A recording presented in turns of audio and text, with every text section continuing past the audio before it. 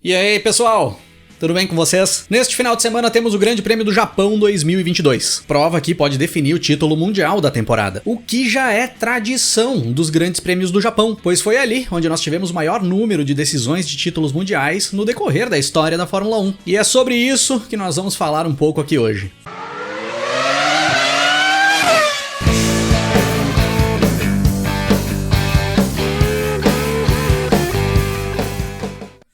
No decorrer da história da Fórmula 1, até a atualidade foram disputados 35 grandes prêmios do Japão. Neste final de semana será disputado o 36º Grande Prêmio do Japão de Fórmula 1. Dessas 35 edições já disputadas, 31 foram disputadas no circuito de Suzuka e 4 delas foram disputadas em Fuji. Como eu disse, o Grande Prêmio do Japão é, até hoje, o grande prêmio que mais definiu títulos mundiais na história da Fórmula 1. Foram 12 títulos mundiais decididos em grandes prêmios do Japão, à frente do Grande Prêmio da Itália, onde nós tivemos 11 decisões de títulos mundiais, e à frente do Grande Prêmio do Brasil, onde nós tivemos 6 decisões de título. O Brasil é o terceiro colocado nesse ranking, se é que podemos dizer que é um ranking. O primeiro Grande Prêmio do Japão realizado na história da Fórmula 1 foi em 1976, corrida no circuito de Fuji, ao pé do vulcão, última corrida da temporada de 1976. E exatamente no primeiro Grande Prêmio do Japão da história, nós tivemos a primeira decisão de título mundial ocorrendo no Japão, lá naquela lendária decisão de título mundial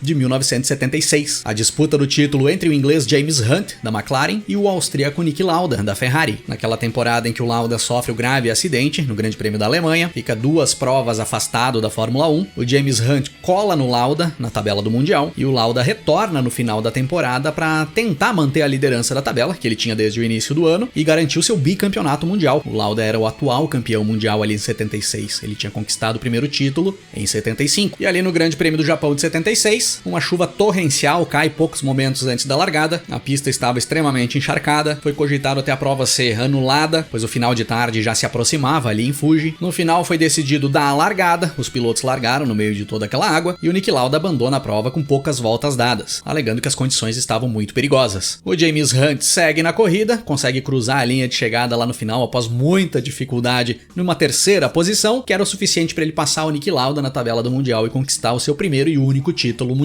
História essa que foi recontada no filme Rush, que se alguém aí é fã de Fórmula 1 e não assistiu Rush ainda, para tudo que tá fazendo e vai lá assistir, por favor. De 1976 nós pulamos para 1987, penúltima corrida da temporada, agora em Suzuka. Era a primeira vez que o Grande Prêmio do Japão era realizado em Suzuka, e ali era apenas o terceiro Grande Prêmio do Japão da história. Foi realizado o primeiro em 76, o segundo em 77, ainda em Fuji. Nós ficamos 10 anos sem Grandes Prêmios do Japão, e aí retorna em 1987 em Suzuka. Disputa do título mundial entre o inglês Nigel Mansell da Williams e o seu companheiro de equipe, o brasileiro Nelson Piquet. Ali na penúltima etapa da temporada, o Piquet liderava a tabela do mundial. O Mansell precisaria vencer para levar a disputa para a última etapa. Porém, ainda nos treinos classificatórios, o Mansell sofre um grave acidente. Ele acaba se machucando e é impedido de participar da corrida. Com o Nigel Mansell fora da prova, na largada do Grande Prêmio do Japão de 1987, o Nelson Piquet já se sagrava campeão mundial. O Piquet acabou até abandonando a prova no decorrer da corrida e comemorou o título mundial ali mesmo, no Japão, em 1987. Tricampeonato mundial do Nelson Piquet na Fórmula 1. E aí de 87 em diante só dava título no Japão. 1988, Grande Prêmio do Japão em Suzuka, penúltima etapa da temporada, mais uma vez. O brasileiro Ayrton Senna e o francês Alain Prost, os dois pilotos da McLaren ali em 88, definindo o título mundial. Ali no final do ano, no final da temporada. Para a largada do Grande Prêmio do Japão de 88, Senna na pole position, Prost na segunda posição. Na largada, o Senna tem problemas e acaba ficando para trás, e o Prost dispara na liderança. Porém, o brasileiro faz uma corrida de recuperação espetacular, busca a primeira posição da corrida, ultrapassando o Alain Prost e vence o Grande Prêmio do Japão de 88, somando pontos suficientes para sagrar-se campeão mundial ali mesmo, na penúltima corrida do ano. 1989, no ano seguinte, o cenário se repetia. Suzuka, penúltima corrida do ano, e Senna e Prost, os dois colegas de equipe da McLaren, decidindo o título mundial. E aí nós vivenciamos uma das corridas mais tensas da história da Fórmula 1. A relação entre o Senna e o Prost já não vinha boa desde o decorrer da temporada de 89. O Senna precisava vencer a corrida para se manter vivo na briga pelo título, para levar a decisão do título mundial para a última corrida do ano. Só que na largada o Prost pula na frente do Senna. O Senna corre atrás do Prost e tenta investir para buscar a primeira posição, mas o francês ia se defendendo bem e não dava espaços para o Senna. E aí, lá no final da prova, já nas últimas voltas, na freada da chicane do circuito de Suzuka, o Senna tenta uma manobra de ultrapassagem sobre o Prost fecha pra cima do Senna, os dois colidem, saem da pista, o Prost abandona a prova, o Senna retorna, vai pros boxes, troca o bico, busca a primeira posição novamente e cruza a linha de chegada em primeiro. Porém, depois é desclassificado pelos comissários e tem a vitória anulada. Com a vitória do Senna anulada, era título mundial do francês Alain Prost ali no Japão em 1989. E aí nós vamos para 1990. Mais uma vez, o cenário se repetia, quase igual aos anos anteriores. Suzuka, penúltima etapa da temporada, Senna e Prost disputando o título mundial. Só que dessa vez eles não eram mais colegas de equipe. O Prost tinha migrado para Ferrari. E dessa vez o Prost precisava vencer a prova para levar a decisão do título para a última etapa da temporada. Na largada, assim como no ano anterior, o Prost toma a ponta da corrida. Prost que largou na segunda posição, o Senna era o pole. Só que ainda na primeira curva de Suzuka, o Senna bota o carro por dentro, tenta tomar o espaço interno da curva, onde seria o traçado que o Prost faria. O Prost fecha para cima do Senna para fazer a tomada normal da curva. Os dois colidem, saem da pista, vão para a caixa de brita e é fim de prova para os dois rivais. E aí era título mundial confirmado para o brasileiro Ayrton Senna, já que o Prost nem pontuaria, ficaria sem condições de conseguir chegar na pontuação do Senna na última etapa da temporada. Era ali o bicampeonato mundial do Senna na Fórmula 1. E um destaque muito interessante para essa prova foi a última dobradinha brasileira que nós tivemos na história, pois no final da corrida nós tivemos uma vitória do Nelson Piquet com a Benetton e o outro brasileiro, o Roberto Pupo Moreno, que fazia parceria para o Piquet ali dentro da equipe. Estava substituindo o Alessandro Nannini, que tinha sofrido um acidente de helicóptero e não estava mais presente nas pistas ali no final da temporada de 1990. Já estamos passando aí de 32 anos da última dobradinha brasileira na Fórmula 1. Pulamos para o ano seguinte, 1991, e mais uma vez decisão de título mundial em Suzuka, penúltima etapa da temporada. Dessa vez, Ayrton Senna, da McLaren, contra Nigel Mansell, da Williams. O Senna era o líder do mundial e o Mansell precisava vencer a prova para levar a decisão para a última etapa da temporada. E aí a McLaren arma uma marcação para cima do Mansell. O austríaco Gerhard Berger, que era companheiro do Senna, larga na frente e dispara na liderança, enquanto o Senna fica na segunda posição, marcando o Mansell, segurando o inglês para ele não tomar a liderança da prova. E aí o Mansell, nessa perseguição ao Senna, acaba perdendo o controle do carro na curva 1 de Suzuka, vai para a caixa de brita e abandona. Era fim de prova para o inglês e título mundial confirmado para o brasileiro Ayrton Senna, o tricampeonato mundial do brasileiro. E encerrávamos ali uma grande sequência de títulos mundiais decididos no Japão. De 1987 até 1991, só se decidia a Fórmula 1 no Japão. E aí pulamos para 1996, última corrida da temporada, em Suzuka, no Japão. O inglês Damon Hill, da Williams, e o seu companheiro canadense Jacques Villeneuve eram os dois postulantes ao título ali naquela temporada. O Damon Hill liderava a tabela do Mundial, e o Jacques Villeneuve precisava vencer a prova e ainda contar com uma combinação de resultados para conseguir ficar com o título mundial. Mas no final da prova, vitória do inglês Damon Hill, o Jacques Villeneuve acabou tendo muitos problemas no decorrer da prova, e o título mundial ficou com o inglês, o primeiro filho de campeão mundial de Fórmula 1 a tornar-se campeão mundial também. De 96 pulamos para 98, Grande Prêmio do Japão de 98, em Suzuka.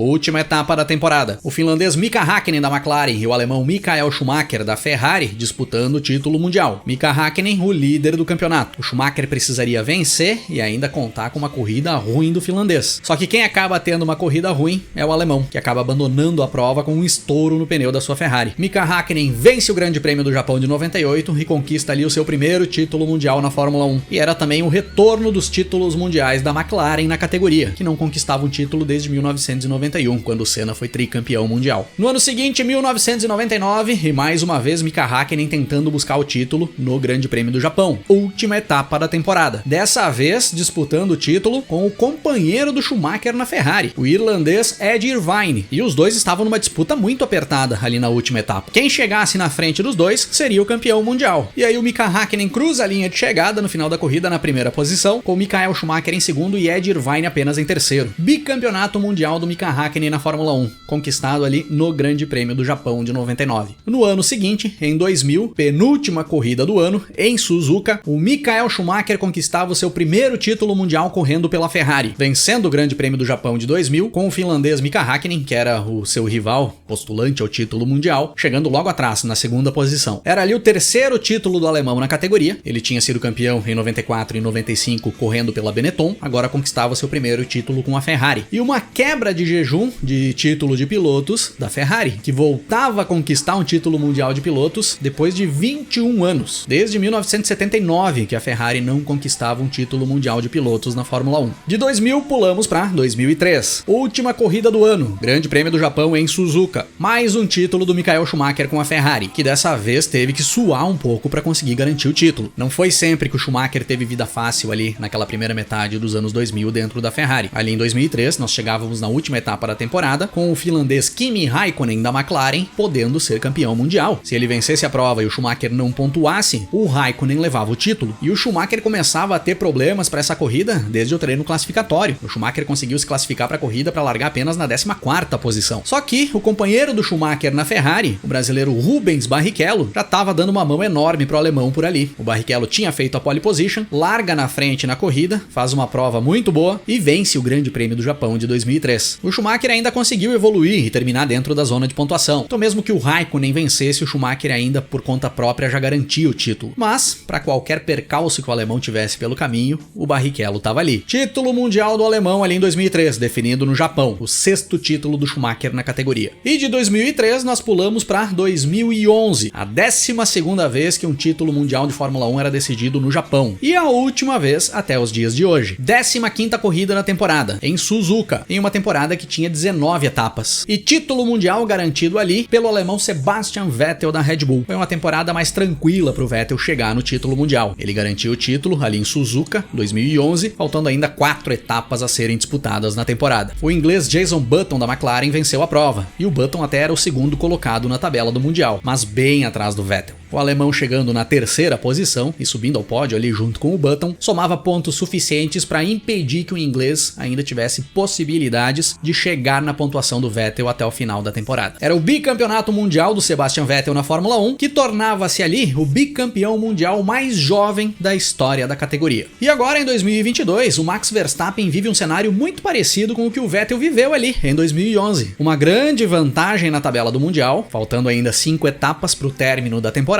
com possibilidade de fechar a conta, faltando ainda 4 etapas para disputar. E para garantir que isso aconteça, o Verstappen precisa somar pelo menos 8 pontos a mais que o Leclerc e 4 pontos a mais que o Sérgio Pérez. No cenário mais fácil de se analisar, se o Verstappen vencer o Grande Prêmio do Japão de 2022 agora nesse final de semana e fizer a volta mais rápida da corrida, ele já garante o título mundial independente do resultado dos demais. Na opinião de vocês, o que vai rolar nesse Grande Prêmio do Japão 2022? O Verstappen vai vencer e fazer a volta mais rápida e levar esse título? Ou as coisas vão ser mais complicadas? A gente vai ter que ficar fazendo cálculo aí no decorrer de toda a prova para entender qual vai ser o resultado final? Ou vocês acham que sem chance, essa pista aí não é para Red Bull, o Verstappen não vai performar bem por ali e a definição do título vai ficar mais para frente? Deixem aí nos comentários os palpites e as opiniões de vocês para nós irmos trocando ideias e tentar entender o que vai acontecer nesse Grande Prêmio do Japão 2022. Valeu por ter assistido o vídeo. Se curtiu, não esquece de deixar um like aí para nós. Compartilha o vídeo aí com a galera nos grupos que você participa e nós